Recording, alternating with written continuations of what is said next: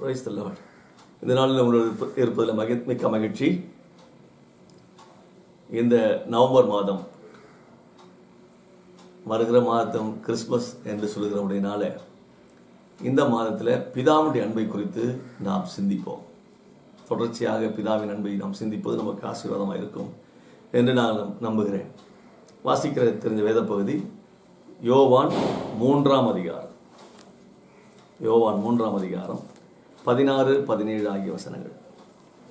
தேவன் தம்முடைய ஒரே பேரான குமாரனை விசுவாசிக்கிறவன் எவனோ அவன் கெட்டுப்போகாமல் நித்திய ஜீவனை அடையும்படிக்கு அவரை தந்தருளி இவ்வளவாய் உலகத்தில் அன்பு கூர்ந்தார். உலகத்தை ஆக்கினைக்குள்ளாக தீர்க்கும்படி தேவன் தம்முடைய குமாரனை உலகத்தில் அனுப்பாமல் அவராலே உலகம் ரட்சிக்கப்படுவதற்காகவே அவரை அனுப்பினார். ஆமென். பிதாவாகிய தேவன் இந்த உலகத்தை நேசித்தார். உலகத்தை என்று சொல்லுகிற போது உலகத்தில் உள்ள மக்களை அவர் நேசித்தார்.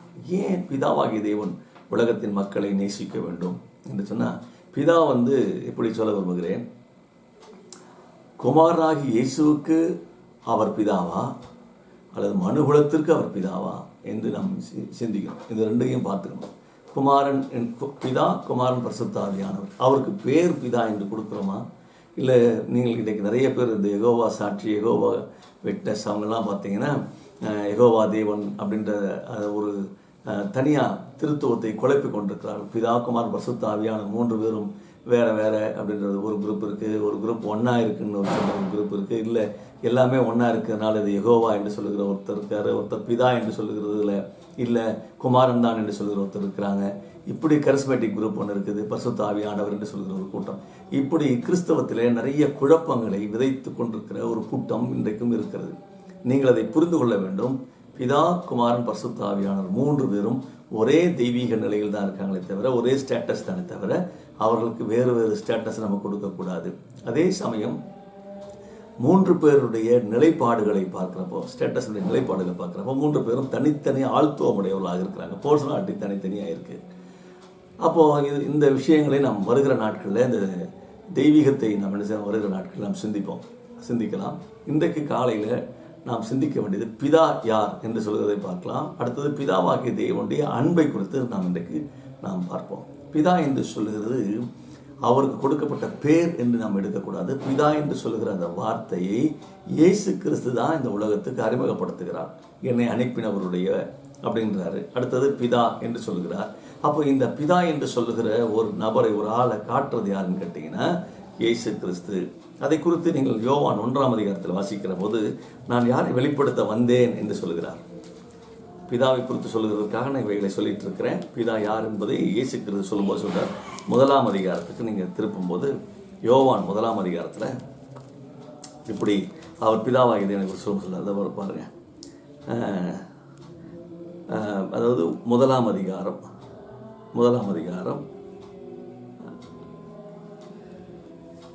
18ஆம் வசனம். யோவான் 1ஆம் அதிகாரம் 18ஆம் வசனம். தேவனை ஒருவனும் ஒரு காலம் கண்டதில்லை, பிதாவின் மடியில் இருக்கிற ஒரே பேரான குமாரனே அவரை வெளிப்படுத்தினார். அப்போ இந்த இடத்துல யோவான் தன்னுடைய சுவிசேஷ பாகத்தில் அவர் எழுதும்போது குமாரன் என்று அவரை குறிப்பிட்டும், பிதா தேவனை பிதா என்றும் குறிப்பிட்டும் இங்கு எழுதுகிறார். அப்போ தேவனை ஒருவனும் ஒருபோதும் கண்டதில்லை. அந்த தேவனை வெளிப்படுத்துவதற்கு, அந்த பிதாவை வெளிப்படுத்துவதற்கு குமாரன் என்று சொல்லுகிற அந்த பெயரில் வந்தவரை இங்கே காட்டுறார். அவர் தான் என்ன செய்தார்? பிதாவின் மடியில் இருக்கிற ஒரே பேரான குமாரனை அவரை வெளிப்படுத்தினார். அப்படியால் இயேசு கிறிஸ்து பிதாவை வெளிப்படுத்துவதற்காக இந்த உலகத்திற்கு வந்தார் என்று சொல்லுகிறதை இங்கே நாம் பார்க்கிறோம். அப்படியானால் கருமையானவர்களே, இயேசுவில் பிதாவை பார்க்கிறோம். பிதாவை நான் ஒருவனும் ஒருபோதும் கண்டதில்லை, பார்க்க முடியாது. அவருடைய வல்லமை, அவருடைய தனித்துவம், அவருடைய விஷயங்களை, அவருடைய முழு மகிமையும் மகத்துவங்களையும் ஒருவராலும் பார்க்க முடியாது. அப்போ காண முடியாத இறைவனை மனிதன் பார்ப்பதற்காக மனித சாயலாக தேவன் இந்த பூமிக்கு இறங்கினார். அப்போ அவருடைய மடியில் இருந்த அப்படின்ற ஒரு வார்த்தை பயன்படுத்தப்படுகிறது. அப்போ அவர் செல்லகுமாரன் எழுதப்பட்டிருக்கிறது. அப்படியானால் அவரை வெளிப்படுத்துவதற்கு வந்த அவரை குறித்து இங்கே குமாரன் என்ற ஒரு வார்த்தை பயன்படுத்தப்பட்டிருக்கிறது. அப்படியானால் இயேசு பிதாவை வெளிப்படுத்துவதற்காக இந்த உலகத்திற்கு வந்தார் என்பதை நாம் பார்க்கிறோம். அப்போ இதே யோவான் 3ஆம் அதிகாரத்தில் நாம் வாசித்த போது பிதாவாகி தேவனை குறித்து சொல்லும்போது தேவன் என்ற வார்த்தை பயன்படுத்துகிறார்.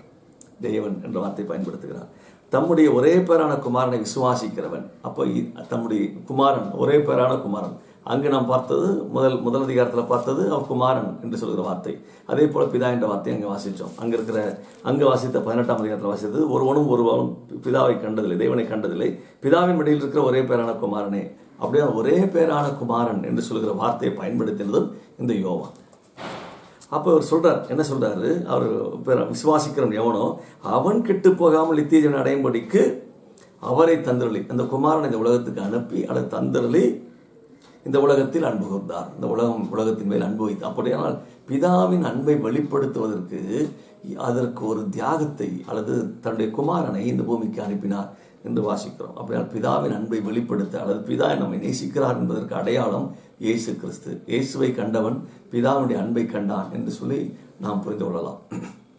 அப்படியானால் அப்போ எதற்காக இயேசு கிறிஸ்துவை பிதா அனுப்பினார் என்று சொன்னால், ஆக்கினை தீர்ப்பு செய்வதற்கு அல்ல, பனிஷ் பண்ணுறதுக்கு வரல. அவர் ரட்சிக்க வேண்டும், எல்லாரும் ரட்சிக்கப்பட நடத்தணும், எல்லாரும் மனம் திரும்ப வேண்டும், ரட்சிக்கப்பட வேண்டும் என்று சொல்லுகிற அந்த உயரிய நோக்கத்தை குமாரனில் வைத்து குமாரனை இந்த பூமிக்கு அனுப்பினார். அப்போ பிதாவுடைய அன்பை வெளிப்படுத்துகிற இடம்தான் கிறிஸ்து இந்த உலகத்திற்கு வந்தது. அப்படியானால் கருமையானவர்களே, அப்போ பிதாவுடைய அன்பை வெளிப்படுத்துகிறதற்காக இயேசு வந்தார் என்று சொல்லுகிற அந்த ஆழ்ந்த சத்தியத்தை இந்த யோவான் மிக தெளிவாக துல்லியமாய் சொல்லுகிறார். இப்போ பிதாவாகி தேவன் பிதா குமாரன், அப்போ ஒரே பேரான குமாரன். நிறைய குமாரர்கள் இல்லை, ஒரே குமாரன் தான். அப்போ இனி நிறைய பேர் என்ன செய்யலாம், தீர்க்கதரிசிகள் என்பது நிறைய பேர் இருக்காங்க. பழைய ஏற்பாட்டில் தீர்க்கதரிசிகள் நிறைய பேர் இருக்காங்க. அப்போ ஆனால் குமாரன் என்று சொல்கிற ஒருவர் தான். ஆனால் இவர்கள் என்ன செய்தாங்க, இயேசுவை தீர்க்கதரிசி என்றும் என்ன செய்தார்கள், அழைத்து கொண்டார்கள். ஆனால் குமாரன் என்று யாரும் என்ன செய்யல புரிந்து கொள்ள. பழைய ஏற்பாட்டு விசுவாசிகள் அல்லது பழைய ஏற்பாட்டு யூத ரபிமார்கள், யூத மார்க்கத்தார் இயேசு கிறிஸ்துவை நபி என்று ஏற்றுக்கொண்டார்கள், தீர்க்கதரிசி என்று ஏற்றுக்கொண்டார்கள். ஆனால் குமாரன் என்று அவர்கள் என்ன செய்யலை, ஏற்றுக்கொள்ளவில்லை. மேசியா என்று ஏற்றுக்கொள்ளவில்லை, கிறிஸ்து என்று ஏற்றுக்கொள்ளவில்லை. அப்போ ஏற்றுக்கொள்ளாத நிமித்தம் தான் அவர்கள் அவரை விசுவாசிக்காதனால பிதாவுடைய பிள்ளையாக, தேவனுடைய பிள்ளையாக மாறுவதற்கு அவர்களுக்கு வாய்ப்பு இல்லாமல் போனது, அல்லது நித்திய ஆக்கினையிலிருந்து தப்ப அவர்களுக்கு வாய்ப்பு இல்லாமல் போனது. அப்போ நித்திய ஆக்கினையிலிருந்து, ஆக்கினை தீர்ப்புகளிலிருந்து தப்புவதற்கு இயேசுவை, குமாரனாகிய கிறிஸ்துவை நாம் எப்படி விசுவாசிக்க வேண்டும், அவர்தான் தேவகுமாரன் அல்லது தேவகுமாரன் என்று நாம் விசுவாசிக்கணும். மேசியா என்று ஏற்றுக்கொள்ளணும், கிறிஸ்து என்று ஏற்றுக்கொள்ள வேண்டும். அப்படி ஏற்றுக்கொள்ளுகிறவன் தான் ஆக்கினைக்கு தப்புவான்.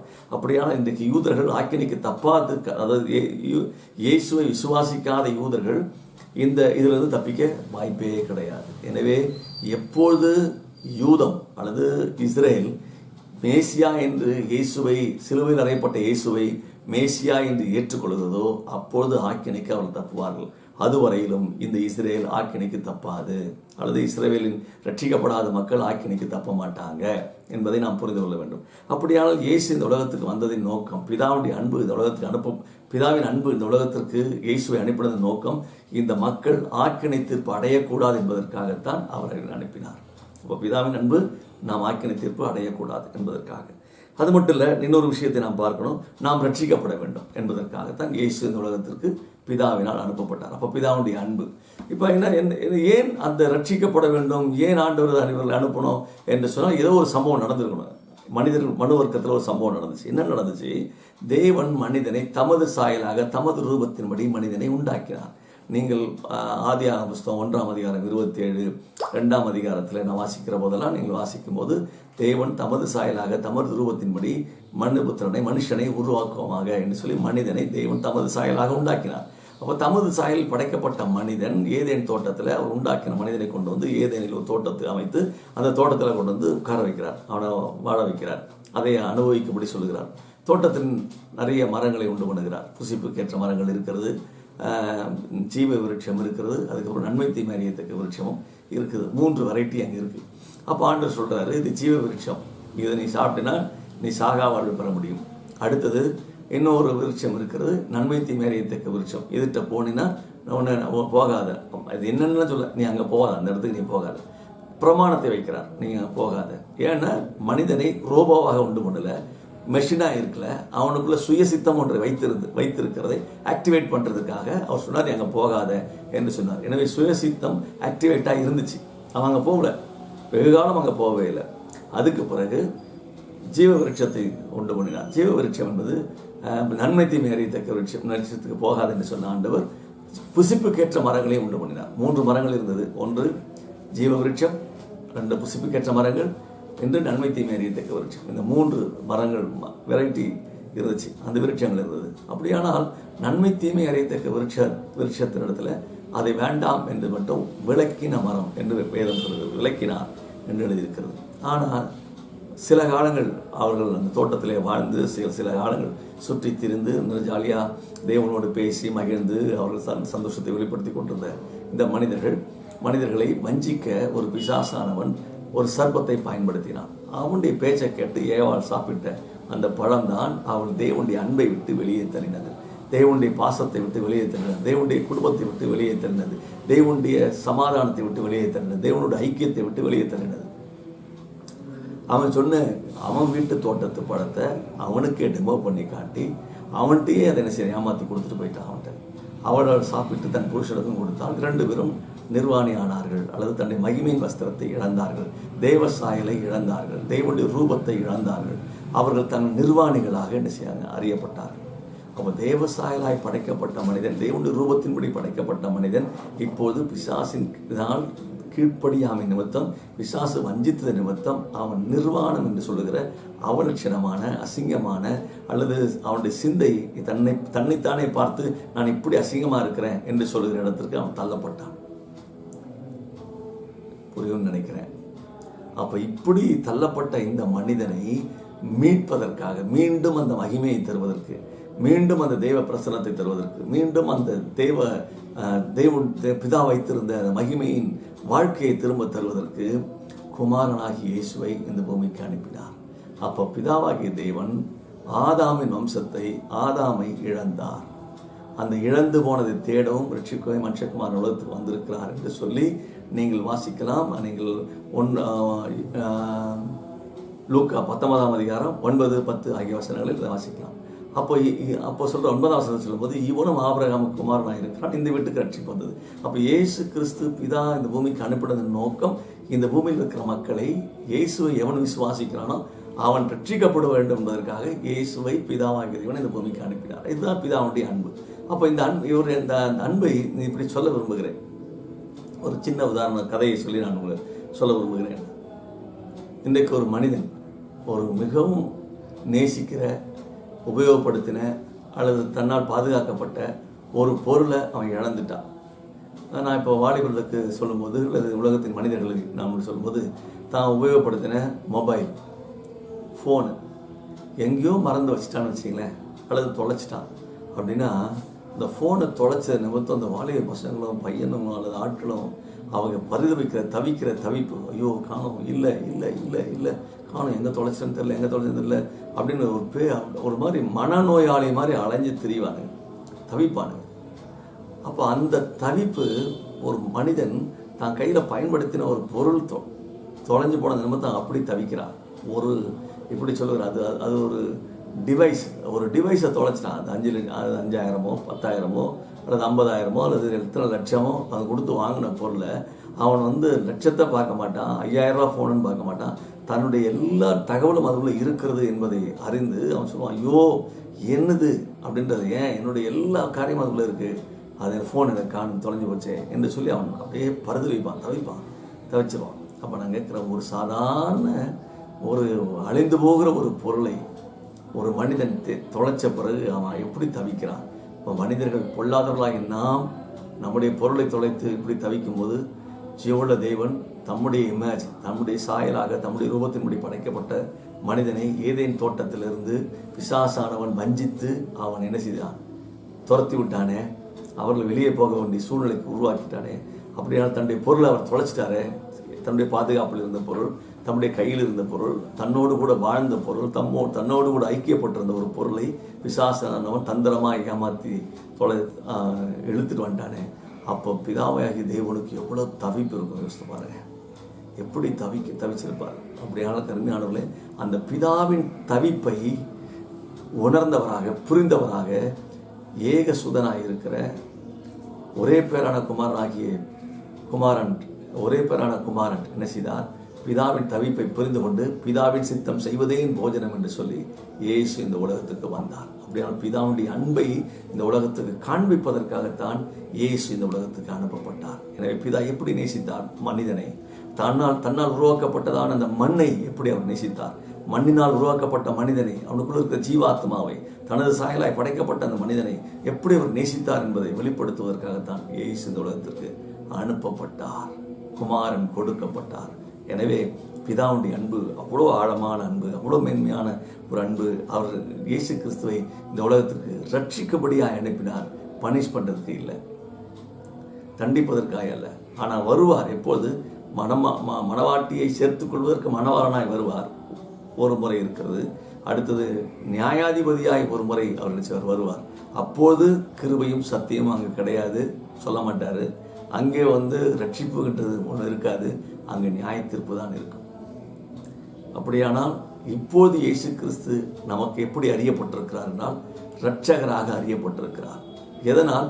பிதாவுடைய அன்பினால் நமக்கு அறியப்பட்டிருக்கிறார். அப்படியானால் பிதாவாகிய தேவன் நம்ம எப்படி நேசித்திருக்கிறார் என்று பாருங்கள். இதை வெளிப்படுத்துவதற்கு மத்திய 7ஆம் அதிகாரத்தில் நீங்கள் வாசிக்கிற போது 9ஆம் வசனத்திலிருந்து 11ஆம் வசனம் வரை, மத்தேயு 7:9-10, உங்களில் எந்த மனுஷனும் தன்னிடத்தில் அப்பத்தை கேட்கிற தன் மகனுக்கு கல்லை கொடுப்பானா அப்படின்னு கேட்கிறார். உன் பையன் அப்பம் கேட்குறான், அவன்கிட்ட நீ கல் எடுத்து கொடுத்து நீ சாப்பிடுன்னு சொல்லுவியா? அப்போ பொல்லாத மனிதர்கள் தன் பிள்ளைகளுடைய தேவையை அறிந்து உதவி செய்கிறார். அப்படியானால் தன் பிள்ளைகளுக்கு என்ன தேவை என்பதை பிதாவாகிய தேவன் அறிந்து தன்னுடைய பிள்ளைகளுக்கு ரட்சிப்பு அவசியம், மீட்பு அவசியம், என்னுடைய அன்பு அவசியம், என்னுடைய பாதுகாப்பு அவசியம், என்னுடைய பிரசன்ன அவசியம், என்னுடைய பாதுகாப்பு அவர்களுக்கு மிக அவசியமாக இருக்கிறது, என்னுடைய மகிமை அவர்களுக்கு அவசியமாக இருக்கிறது. அவர்கள் மிகவும் பிசாசினால் சோதிக்கப்பட்டு வேதனை அனுபவித்துட்டு இருக்கிறாங்க, பாடு அனுபவித்துட்டு இருக்கிறாங்க.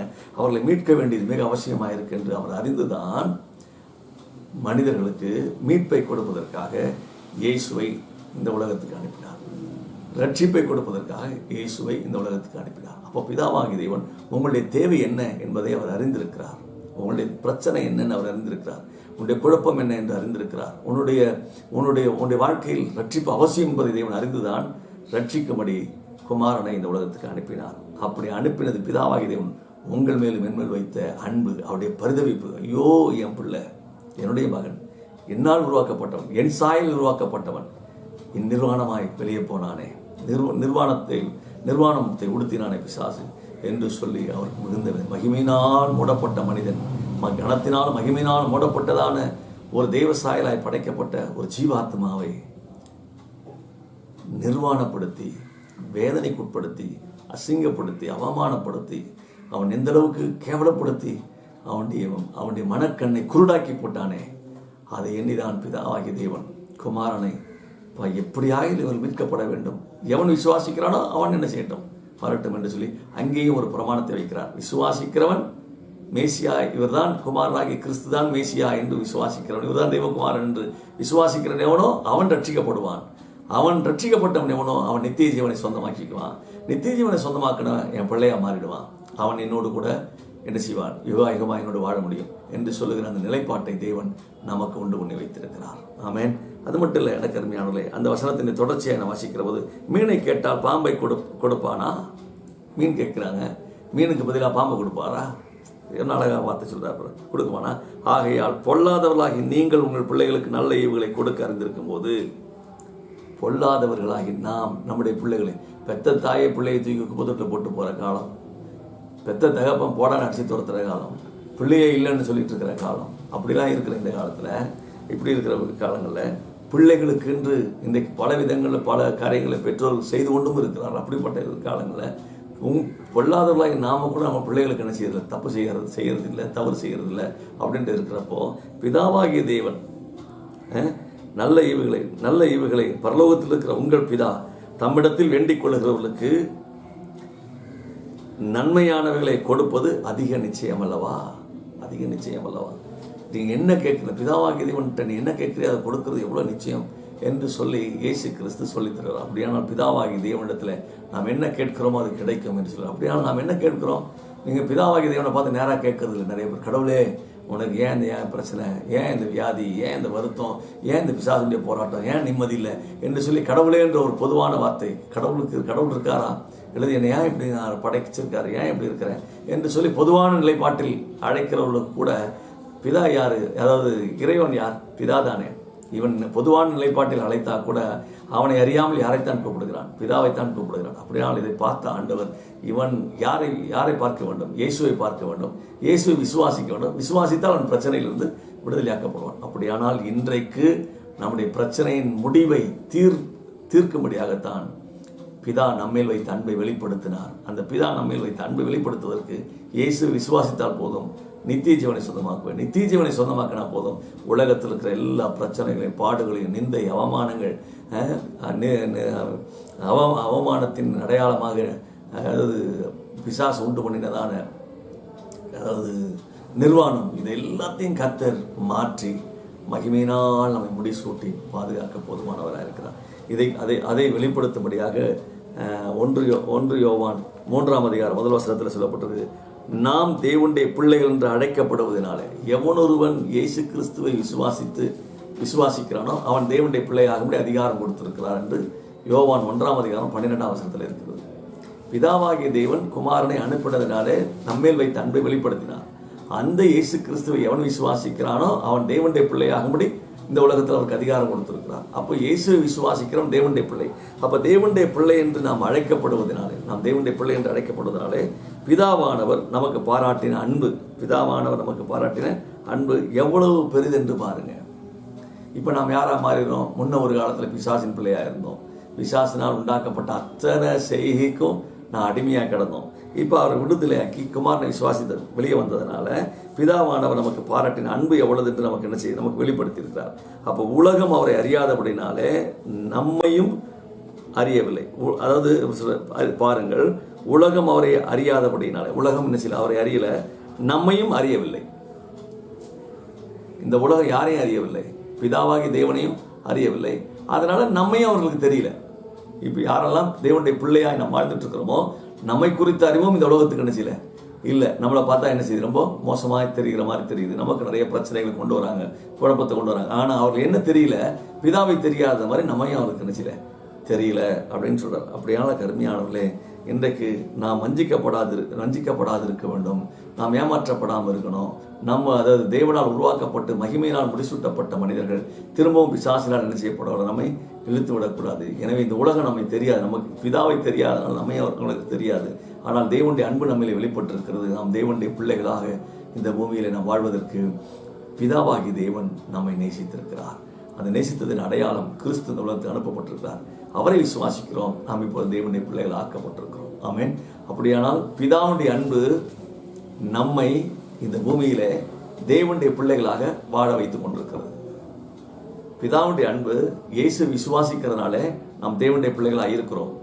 பிதாவுடைய அன்பு நம்மை நேசிக்கிறது நிமித்தம், பிதாவின் அன்பின் நிமித்தம், பிதா நம்மில் பாராட்டின அந்த பரிதவிப்பிலிருந்து நம்மை அவர் தன்னை அந்த பரிதபித்தின் வேதனையிலிருந்து தன்னை விடுவித்துக் கொள்ள குமாரனை தியாகமாய் நமக்கு கொடுத்தது நிமித்தம், அனுப்பினது பூமிக்கு அனுப்பினது நிமித்தம் நீங்களும் நானும் தேவசாயலாக வாழ்வதற்கு, மகிமையை மீண்டும் பெற்றுக்கொள்வதற்கு, விடுதலையை பெற்றுக்கொள்வதற்கு, ஆசீர்வாதத்தை பெற்றுக்கொள்வதற்கு, ஜெயத்தை பெற்றுக்கொள்வதற்கு தேவன் நம்மை இந்த பூமியில் வைத்திருக்கிறார். எனவே கர்த்தருடைய பிள்ளையே, இந்த காலவெளியில் நாம் தெரிந்து கொள்ள வேண்டும். இந்த காலவெளியில் நாம் தெரிஞ்சுக்கணும், நாம் தேவனுடைய பிள்ளைகள் என்ற அந்தஸ்துக்கு வந்திருக்கிறோம். 7ஆம் வசனம் 3ஆம் அதிகாரம் 1 யோவான் 3ஆம் அதிகாரம் 7ஆம் வசனத்தில், பிள்ளைகளே நீங்கள் ஒருவராலும் வஞ்சிக்கப்படாதிருங்கள், நீதி செய்கிறவன் அது அப்படியானால் பிள்ளைகள் என்ன செய்யணும்? இப்போ பிதாவாகிய தேவன் அவனுடைய பரிதபிக்கிற அந்த நிலையிலிருந்து வெளியே வருவதற்கு குமாரனை இந்த பூமிக்கு அனுப்பினார். பிதாவுடைய அன்பை நாம் அறிந்து குமாரனை விசுவாசித்ததனால நாம் தேவனுடைய பிள்ளைகள் ஆக்கப்பட்டிருக்கிறோம். தேவனுடைய பிள்ளைகள் ஆக்கப்பட்ட நாம் மீண்டும் நம்ம சொல்லுகிறார், நீங்கள் வஞ்சிக்கப்படாதீர்கள். ஏன் அப்படி சொல்றாருன்னா, ஏற்கனவே ஆதாம் ஏவாள் என் பிள்ளை என்று சாயல் இருந்தது, அவர்கள் வஞ்சிக்கப்பட்டார்கள். அவர்கள் பிசாசு வஞ்சித்ததுனால தான் இந்த உலகம் திரும்ப பாவத்துக்குள்ளானது. என்னுடைய குமாரனை நான் அனுப்பிட்டேன். திரும்ப ஒரு முறை நீங்கள் வஞ்சிக்கப்பட்டீங்கன்னா என்ன செய்ய முடியாது, திரும்ப ஒரு ரட்சிப்பு நமக்கு கிடைக்காது. இப்போது நீங்கள் வஞ்சிக்கப்பட்டீர்களானால் நீங்கள் திரும்ப ஒரு ரட்சிப்பையோ பாவ மன்னிப்பை நீங்கள் பெற முடியாது. இப்போது நீங்கள் வஞ்சிக்கப்படுவீர்களானால் நாம் என்ன செய்ய முடியாது, மீட்கப்பட முடியாது. மீண்டும் ஒரு ரட்சிப்பை தேவன் நமக்கு கொடுக்கப்பட முடியாது. அதனால தான் சொல்கிறாரு, இப்போது அதாவது பின்மாற்றத்துக்கு போகிறவர்களை ரட்சிக்கப்படுவது அரிதாக இருக்கும் என்று வேதம் சொல்கிறது. எனவே அதனால இவர் சொல்கிறார், பவுல் சொல்கிறார், யோவான் சொல்லுகிறார், பிள்ளைகளை நீங்கள் ஒருவராலும் என்ன செய்யாதீங்க, வஞ்சிக்கப்படாதீர்கள். ஒருவராலும் வஞ்சிக்கப்படாதீர்கள். அப்போது இந்த சம்பவம் அனனியா சப்பிரால் என்று சொல்லுகிற ஒருவராலே சபைக்குள் வந்தது. சொத்தை விற்று கொண்டு வந்து பேதுருக்கிட்ட கொடுத்து ஆசீர்வாதத்தை பெற விரும்பினார்கள். அப்போது அவர்களுடைய இதில் வாசிக்க 5ஆம் அதிகாரம் 10ஆம் 11ஆம் வசனத்தை வாசிக்கும், வஞ்சித்து ஒரு பாகத்தை எடுத்து வைத்து, அப்படியான வஞ்சித்தார்கள். தேவ திருச்சபையை, தேவனுடைய ஊழியக்காரனை, பரிசுத்த ஆவியை வஞ்சிக்கிறவர்கள் சபைக்குள்ளே இருந்தாங்க, வஞ்சிக்கிறாட்டில் இருந்தாங்க. அனனியா சப்பிரால் உள்ள இருந்தாங்க. அப்போது பரிசுத்த ஆவியில் போய் சொன்னது என்று என்ன என்று கேட்டபோது பேதுரு என்ற காலில் விழுந்து உயிரை விட்டாங்க, செத்து போனாங்க. அப்படியான திருச்சபைக்குள்ளே வஞ்சிக்கிற ஆவியுடைய சில மக்கள் என்ன செய்தாங்க, வாழ்ந்து இருந்தார்கள். அதனால தான் சொல்லுகிறாரு, பிள்ளைகளை நீங்கள் ஒருவராலும் என்ன செய்யாதீங்க, வஞ்சிக்கப்படாதீர்கள். அப்படியானால் திருச்சபை என்ற பேனரில், போர்வையில், கிறிஸ்தவர் என்ற போர்வையில் வஞ்சிக்கிற ஒரு பெரிய கூட்டம் அசைந்து கொண்டிருக்கிறது, நடமாடி கொண்டிருக்கிறது. எனவே ஒருவராலும் நீங்கள் வஞ்சிக்கப்படாதீர்கள். அதில் ஒன்லி ஜீசஸ் குரூப்பாக இருக்கலாம், யெகோவா சாட்சியாக இருக்கலாம், கரிஸ்மேட்டிக் குரூப்பாக இருக்கலாம், அல்லது கிருபையின் உபதேசம் என்று சொல்லுகிற இன்றைக்கு என்ன பாவம் பண்ணாலும் இயேசு நமக்கு மன்னிச்சிட்டாரு, அவர் ஏற்கனவே இப்போ நீ செய்ய போகிற பாவத்தையும் அவர் மன்னித்துட்டாரு அப்படிங்கிற ஒரு கூட்டமாக இருக்கலாம். நிறைய உபதேச கோளாறுகள் இருக்கலாம். ஆனால் வேதம் நமக்கு என்ன சொல்லுகிறது என்று புரியாமலே நிறைய விஷயங்களை போதித்து கொண்டிருக்கிற ஒரு கூட்டம் இருந்து கொண்டிருக்கிறது. ஆனால் சத்தியத்தை அறிவீர்கள், சத்தியம் விடுதலையாக்கும். எனவே அருமையான கர்த்தருடைய பிள்ளையே, ஒருவராலும் வஞ்சிக்கப்படாதீர்கள். ஆதாம் ஏவாள் வஞ்சிக்கப்பட்டதுனால கிறிஸ்து பிதாவுடைய அன்பை வெளிப்படுத்துவதற்கு கிறிஸ்து இந்த பூமிக்கு வர வேண்டியதாயிருச்சு. அவர் நமக்காய் மரித்தார், அடக்கம் பண்ணப்பட்டார், 3ஆம் நாள் உயிர்த்தெழுந்தார். அதற்கு பிறகு திருச்சபைக்குள்ளே வஞ்சிக்கிறதான ஆவி அனனியா சப்பிரால் மூலமாய் உள்ளே வந்தது. அங்கே பரிசுத்த ஆவியானவர் ஜெயம் பெற்றார். அவர்கள் மாண்டு ஒளிந்தார்கள். இன்றைக்கும் பரிசுத்த ஆவியானவருக்குள் உங்களை திடப்படுத்திக் கொள்ளுங்கள். பரிசுத்த ஆவியானவர்களை சகல சத்தியத்துக்குள்ள வழிநடத்துவார். பரிசுத்த ஆவியானவர் இல்லாமல் சகல சத்தியத்துக்குள்ள வழிநடத்த முடியாது. எனவே பரிசுத்த ஆவியானவர்களை வழிநடத்த அவர் ஒப்புக் கொடுங்க. அப்போதான் ஒருவராலும் நாம் வஞ்சிக்கப்படாது இருப்போம். இது அந்த காலங்களில் முதல் நூற்றாண்டிலே வஞ்சிக்கிற ஆவிகள் சபைக்குள்ளே கிரியை செய்தது நிமித்தம்தான். இங்கே யோவான் மிக தெளிவாக எழுதுகிறார், பிள்ளைகளே நீங்கள் ஒருவரால் வஞ்சிக்கப்படாதீர்கள் என்று எழுதுகிறார். எனவே வஞ்சிக்கப்படாதிருக்க தேவன் உங்களை வழி நடத்துவாராக. பிதாவின் அன்பிலே நாம் நிலைத்திருப்போம், பிதாவின் அன்பிலே நாம் பாதுகாக்கப்படுவோம். ஏன்னா பிதாவுடைய அன்பின் நிமித்தம் தான் இயேசு நம்மை ரட்சித்திருக்கிறார். ரட்சிக்கப்பட்டவன் தேவனுடைய பிள்ளையாக இருக்கிறான். திரும்பவும் நாம் பாவியாக மாறக்கூடாது, திரும்பவும் பிசாசின் பிள்ளையாக மாறக்கூடாது, திரும்பவும் நாம் அக்கிரமக்காரர்களாய் மாறக்கூடாது, திரும்பவும் பாவத்துக்கு அடிமைகளாய் மாறி நரகத்துக்கு போகக்கூடாது. திரும்ப மீட்கப்பட முடியாது. திரும்ப இன்னொரு மீட்பு நமக்கு இல்லை. ஒரே மீட்பு தான். மீட்கப்பட்டவர்கள், ரட்சிக்கப்பட்டவர்கள் திரும்ப பாவத்துக்குள் பிரவேசித்து அல்லது உபதேசத்தை கோளாறில் போயிட்டு அல்லது உலக ஆசாபாசங்களை சிக்கி நாம் வஞ்சிக்கப்பட வேண்டாம். வஞ்சித்தல் என்று சொல்கிறதுக்கு நான் விளக்கம் சொல்லி முடிக்கிறேன். ஆதாமுடைய தோட்டத்து பழத்தை எடுத்து அவனுக்கு டெமோ பண்ணி அவன்கிட்டே வித்துட்டு போனவன் தான் பிசாசு. அதில் அவன் வஞ்சித்தார்கள். என்னன்னா, தேவன் விளக்கின கனியை அவர்கள் என்ன சொன்னா, இதை சாப்பிட வேணாம்னு சொன்னாரா கேள்வி கேட்டான். அப்படியானால் வசனத்தை விசுவாசிக்காத கேள்வியை எழுப்பி கொண்டு தவறாய் புரிந்து கொள்ளுதல் இருக்கு பாருங்க, அதுதான் வஞ்சித்தல். தேவனை தவறாய் புரிந்து கொள்ளுதல், தேவனுடைய சத்தியத்தை தவறாய் புரிந்து கொள்ளுதல், தேவனுடைய சத்தியத்தை தவறாய் விளக்கமளித்தல் இருக்கு பாருங்க, அதுதான் வஞ்சித்தல். அப்படினாலும் இன்றைக்கு வஞ்சிக்கிற, அன்றைக்கு ஏதேன் தோட்டத்தை தேவன் கொடுத்த பிரமாணத்தை அல்லது தேவன் கொடுத்ததான வேத வாக்கியங்களை தவறாய் இன்டர்பிரட் பண்ணி குழப்பி விட்டுட்டு போனது வஞ்சித்தல். புதிய ஏற்பாட்டு காலத்தில் பரிசுத்த ஆவியானவரிடத்தில் போய் சொல்லும்படி அனனியா சப்பிரால் 2 பேருக்கும் பணத்தின் வழியாக பொருளாசை காட்டி, பண தேவை இருக்குது, நிறைய வறுமை இருக்குது, சபையெல்லாம் சாப்பிட்ணும், காசு இல்லை, நான் விற்று கொண்டு வந்து தரேன், எனக்கு பரலோகம் போகணும், ஆனால் ஒரு பங்கு நான் எடுத்து வச்சுக்குவேன் என்று சொல்லி எடுத்து வைத்தான். நான் கடன் இருக்குது, பிரச்சனை இருக்குது, தேவை இருக்குன்னு எடுத்து வச்சிங்கன்னா பிரச்சனை இல்லை. ஆனால் வஞ்சித்து எடுத்து வச்சான் பாருங்க, அடுத்து பொய் சொன்னான் பாருங்க, இதுதான் அவர்களுடைய மரணத்துக்கு காரணம். ஏதேன் தோட்டத்திலும் பொய் தான் வஞ்சிப்பதற்கு காரணம். அப்படியானால் பொய்யின் ஆவியை உடையவர்கள், பொய் சொல்லி பழகுகிறவர்கள், பொய்யாய் மாய்மாலத்தை பண்ணி நாங்கள் கர்த்தர் ஆசீர்வதித்திருக்கிறார், நாங்கள் ஆசீர்வாதமாக இருக்கிறோம், நாங்கள் விதைக்கிறோம் என்று பேசுகிற ஒரு கூட்டம், விதைக்கிறதுனால நாங்கள் அறுக்கிறோம் என்று சொல்கிற ஒரு கூட்டம். இது வஞ்சிக்கிற உலகத்துக்குள்ளே நாம் போயிட்டு இருக்கிறோம். நான் எப்படி சொல்கிறேன், நிறைய வஞ்சிக்கப்படாதீர்கள். அடுத்தது அவருடைய நோக்கமெல்லாம் என்னன்னு பார்த்தீங்கன்னா, எப்படி ஏதேன் தோட்டத்தில் பழம் ஒரு நோக்கமாக இருந்ததோ, புதிய ஏற்பாட்டில் எப்படி அன்னியசப்பர்களுக்கு ஒரு பணம் ஒரு நோக்கமாக இருந்ததோ, அதே போல் இக்காலங்களில் பணம் ஒரு நோக்கமாகிவிட்டது. அவர்கள் சுற்றி வளர்ச்சி பணத்தின் மேல் நோக்கமாக எவன் பேசுகிறானோ, நீங்கள் புரிந்து கொள்ளுங்க, அவர்கள் வஞ்சிக்கிறவர்கள், அவர்கள் ஏமாற்றுகிறவர்கள் என்பதை நீங்கள் புரிந்து கொள்ளுங்க. எவன் உங்களை வஞ்சிக்கிறானோ அவன் பணத்தை சுற்றி சுற்றி பேசுவான், டொனேஷன் போடுவார், அடுத்தது ப்ராஜெக்ட் சொல்லுவார், அடுத்தது பணத்தை பெறுவதற்கு அழுவார், சில நேரத்தில் சிரிப்பார், சில நேரத்தில் வித்தியாசமாக டைலாக்லாம் விடுவார். இதையெல்லாம் நீங்கள் பார்த்தா நீங்கள் புரிஞ்சுக்கணும், அது பணத்தின் அடிப்படையில் போயிட்டுருக்கு. சத்தியத்தை கண்டித்து பாவத்தை கண்டித்து பேச மாட்டாங்க, குற்றத்தை உணர்த்தி பேச மாட்டாங்க, சத்தியத்தை தெளிவாக பேச மாட்டாங்க. இப்படி பேசாத சபைகளும் தீர்க்கதரிசிகளும் பேசாத சுவிசேஷகர்களும் அவருடைய நோக்கம் அனனியா சப்பிராலை போல பணத்தின் நோக்கம், வஞ்சிக்கிறவர்கள். எனவே விசுவாசிகள் வஞ்சிக்கப்படாதிருங்கள், நீங்கள் தேவனுடைய பிள்ளைகள். எவனொருவன் இயேசு விசுவாசிக்கிறான் அவன் தேவனுடைய பிள்ளை. நீ தேவனுடைய பிள்ளையா இந்த பூமியில் வாழ வேண்டும். தேவனுடைய பிள்ளை என்று சொல்லுகிறவன் வஞ்சிக்கப்படாத வாழ வேண்டும், வஞ்சிக்கப்படக்கூடாது. எதனால? இன்றைக்கு இருக்கிற பொருளாதாரத்தினாலும் பணத்தினாலும் புகழினாலும் நீங்கள் வஞ்சிக்கப்படாதிருங்கள். வெளி தோற்றத்தை பார்த்து வஞ்சிக்கப்படாதிருங்க, ஆட்களை பார்த்து வஞ்சிக்கப்படாதிருங்க, நல்லவர்கள் நீங்களே முடிவு பண்ணி வஞ்சிக்கப்படாதீர்கள். நீங்கள் நிதானித்து முடிவெடுங்க.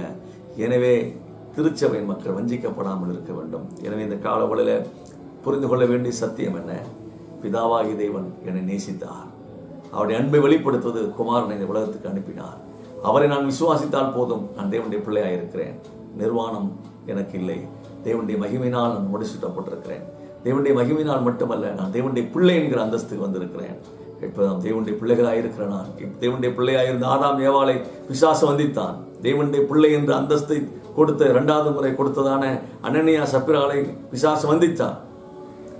அதுபோல இந்த நாளிலே நீங்களும் நான் அனனியா சப்பிராலை போல வஞ்சிக்கப்படாது இருப்போம். தேவனுடைய பிள்ளையாக நம்ம வைத்திருக்கிறார். தேவனுடைய பிள்ளையாக சுகித்து வாழ கர்த்தர் நம்மை ஆசீர்வதிப்பாராக. நன்மையின் கிருபை நம்மை தொடரட்டும். நாம் கண்களை மூடி நாம் ஜெபிப்போம். அன்பின் ஆண்டவரே, இந்த அருமையான நாட்களுக்காய் ஸ்தோத்திரம். பிதாவுடைய அன்பை நாங்கள் கேட்டோம். உம்முடைய அன்பு எவ்வளோ பெரியது ஆண்டவரே. உம்முடைய அன்பின் பரிதவிப்பு நிமித்தம் குமாரனை எங்களுக்கு அனுப்பினீர். குமாரனை விசுவாசிக்கிற நிமித்தம் நாங்கள் தேவனுடைய பிள்ளை ஆகிறோம். மீண்டும் தேவனுடைய பிள்ளை என்கிற அந்தஸ்து எங்களுக்கு கிடைத்திருக்கிறது. முதல் முறை நாங்கள் தேவனால் படைக்கப்பட்டது நிமித்தம் தேவனுடைய பிள்ளைகள். இப்பொழுது கிறிஸ்துவின் வழியாக நாங்கள் தேவனுடைய பிள்ளைகள் ஆக்கப்பட்டிருக்கிறோம். இந்த தேவனுடைய பிள்ளை என்கிற அந்தஸ்தை ஏமாற்றுவதற்கு, வஞ்சிப்பதற்கு சில நபர்கள் சுற்றி திரிகிறார்கள். வஞ்சனையான உபதேசங்களை சொல்லி சுற்றி திரிகிறார்கள். நாங்களும் எங்களுடைய சபையாரும் எங்கள் மக்களும் வஞ்சிக்கப்படாதிருக்க யோவான் 3ஆம் அதிகாரம் 7ஆம் வசனத்தில் சொன்னது போல, நீங்கள் வஞ்சிக்கப்படாதிருங்கள் என்று பிள்ளைகளே, ஒருவராலும் நீங்கள் வஞ்சிக்கப்படாதிருங்கள் என்று எழுதியிருக்கிற அந்த ஒருவராலும் என்ற அந்த வார்த்தையின்படி இன்றைக்கு வஞ்சிக்கிற நிறைய ஆட்கள் சுற்றி கொண்டிருக்கிறார்கள். நாங்கள் ஒருவராலும் வஞ்சிக்கப்படாதபடி தேவனுடைய பிள்ளைகளாய் இந்த பூமியில வாழ்ந்து மத்திய ஆகாயத்தில் இயேசு வரும்போது மனவாட்டியாய் நாங்கள் நம்மை சந்திக்க நீர் எங்களை தகுதிப்படுத்தும், எங்களை நடத்தும். நாங்கள் நம்முடைய பிள்ளைகளாக இந்த பூமியில வாழ நம்முடைய ஆசீர்வாதத்தை சொந்தமாக்கிக் கொள்ள கர்த்தர் உதவி செய்ய முடியாது ஜெபிக்கிறேன். சமாதானமும் நன்மையும் தொடரட்டும். திருக்கரத்தில் அர்ப்பணிக்கிறோம். இந்த வசனம் கேட்கிற மக்களை கர்த்தர் ஆசீர்வதியும். இந்த ஆண்டவரை யூடியூப்ல இதை பார்த்து கொண்டிருக்கிற மக்கள், ஃபேஸ்புக்கில் இதை பார்க்கிற மக்கள், மீடியாவில் இதை காண்கிற மக்களை ஆண்டவரை வஞ்சிக்கப்படாது வாழ்வதற்கு கர்த்தர்களுக்கு உதவி செய்ய முடியாது ஜெபிக்கிறேன். நன்மையும் கிருபையும் தொடரட்டும்.